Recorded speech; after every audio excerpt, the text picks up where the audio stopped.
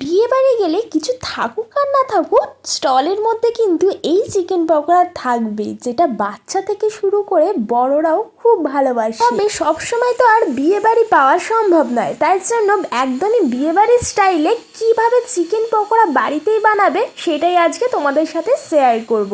Hello বন্ধুরা, food and ব্লগে সকলকে স্বাগতম জানাই। রেসিপি দেখে যদি ভালো লেগে থাকে তাহলে চ্যানেলটাকে সাবস্ক্রাইব করার অনুরোধ রইল। পাশে থাকা বেল আইকনটি প্রেস করে নেবেন নতুন রেসিপি সবার আগে পাওয়ার জন্য। আজকে আমার রেসিপি চিকেন পকোড়া, যেটা কিন্তু চা অথবা কফি দিয়ে খেতে বেশ লাগে। একদম অনুষ্ঠান বাড়ির মতন চিকেন পকোড়া কিভাবে বানাবে সেটাই তোমাদের সাথে চলো শেয়ার করা যাক। দেখো, প্রথমে চিকেনটাকে আমি খুব ভালো করে জল দিয়ে ধুয়ে নিচ্ছি।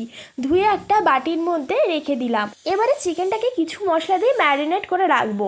প্রথমে দেখো, আমি এখানে আদা, রসুন, কাঁচা লঙ্কা একসাথে বেটে রেখেছিলাম, তো সেটাকে দিলাম। এরপর green chilli sauce, tomato ketchup, soya sauce half চামচ করে দিচ্ছি। এখানে আমার কিন্তু 100 গ্রামের মতন মাংস আছে, তাই জন্য একটু একটু করে সস দিলাম। আর তোমাদের যদি বেশি মাংস থাকে তাহলে তোমরা 3 চামচ করে সসটাকে দেবে। এরপর 1 চামচ জিরের গুঁড়ো, হাফ চামচ ধনের গুঁড়ো, তারপরে কিন্তু নুন দিয়েছি। আর নুনটা এখানে একদম বুঝিয়ে দিয়েছি, কারণ সসের মধ্যে কিন্তু নুন দেওয়া থাকে। তারপর এর মধ্যে একটা ডিম ফাটিয়ে দিলাম, আর শেষে ধনেপাতা কুচি দিয়ে মিশিয়ে দিলাম। খুব ভালো করে দেখো এখানে মিশিয়ে নিচ্ছি। মেশানোর পরে এখানে দিচ্ছি হাফ চামচের মতন গোলমরিচের গুঁড়ো। গোলমরিচের গুঁড়ো চাইলে দিতেও পারো, নাও দিতে পারো, এর বদলে গরম মশলাও দিতে পারো, তবে হাফ চামচই দেবে। মাখা হয়ে গেলে এটাকে 1 ঘন্টার জন্য ঢেকে রেখে দিচ্ছি। 1 ঘন্টা পরে দেখো এখানে আবারও কিছু মশলা যোগ করছি, যেমন হচ্ছে হাফ চামচ কাশ্মীরি লঙ্কার গুঁড়ো, 3 চামচ কর্নফ্লাওয়ার, 3 চামচ বেসন, আর 2 চামচ চালের গুঁড়ো। চালের গুঁড়োটা দিলে কিন্তু উপরের দিক থেকে ভীষণই ক্রিস্পি হয়। তারপরে দিয়েছি একদম সামান্য একটু বেকিং পাউডার, ওই হাফ চামচের মতন বেকিং পাউডার দিলেই যথেষ্ট। এরপর বেসনের সাথে খুব ভালো করে এটা সব কিছুর সাথে খুব ভালো করে এটাকে মেখে নিচ্ছি। বেসনটা একটু কম দেওয়ার চেষ্টা করেছি। এবারে কিন্তু পকোড়াগুলোকে ভেজে নিতে হবে, তার জন্য দেখো কড়াইটা আগের থেকে খুব ভালোভাবে গরম করে নিয়েছিলাম। তারপরে এখন এর মধ্যে সাদা তেল ঢেলে তেলটাকে বেশ ভালো করে গরম করে নিচ্ছি।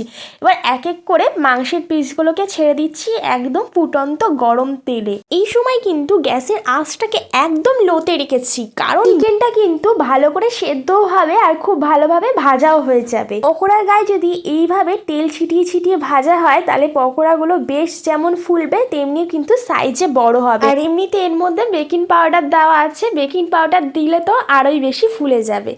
তো এরপরে আমি আরও কিছু চিকেন বেঁচেছিল, তো সেগুলোকেও আমি দিয়ে দিচ্ছি গরম তেলে। দেখেছো পকোড়ার সাইজগুলো দেখো বেশ কিন্তু বড় বড় হয়েছে। এরপরে এর মধ্যে কিছু দেবো আমি কারি পাতা।